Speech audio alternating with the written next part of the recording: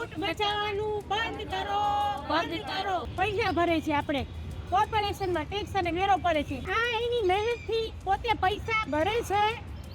એ બધા પૈસાનો કોઈ મતલબ નથી. આ છે પદાધિકારીઓ અને અધિકારીઓ જે ખાલી ફક્ત રાક્ષસ જ છે, ખરી રીતે રાક્ષસ છે. આ લોકોને જામનગરની જનતા ભરે કે જીવે કોઈ જાતનો ફરક પડતો નથી. જામનગરમાં ડ્રેનેજની સમસ્યાને લઈને કોર્પોરેટરનો અનોખો વિરોધ જોવા મળ્યો હતો. ગુલાબનગર વિસ્તારમાં ડ્રેનેજની સમસ્યાથી લોકો પરેશાન હતા. એ બાબતે કોર્પોરેટર રચના નંદાણીયાએ કપડા પર ચલણી નોટો અને કીચડ લગાવીને વિરોધ કર્યો હતો. ફોન કરીને બોલાવીએ છીએ તો આવે છે, પણ વ્યવસ્થિત સાફ સફાઈ થતી નથી. એના લીધે પાછી ગટર છલકાઈ ગઈ છે.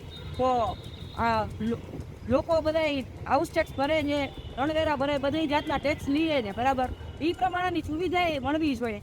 ભૂગર્ભ જ્યારથી નાખી છે ત્યારથી સફાઈ કામદારો મૂકેલા નથી અને સાફ કરવા માટે બોલાવી એક ટાઈમના 200 કે 300 રૂપિયા ચાર્જ લે છે. તો જામનગર કોર્પોરેશનને અમારી રિક્વેસ્ટ છે કે અમારું કંઈક સોલ્યુશન કાઢે, એની માટે સફાઈ કામદારો મૂકે જે સાફ સફાઈ કરી જાય ને અમારા જે ગટર બ્લોક થાય છે, સંડાસ બાથરૂમ, તો એ બધું અમારી સરખું ચાલે.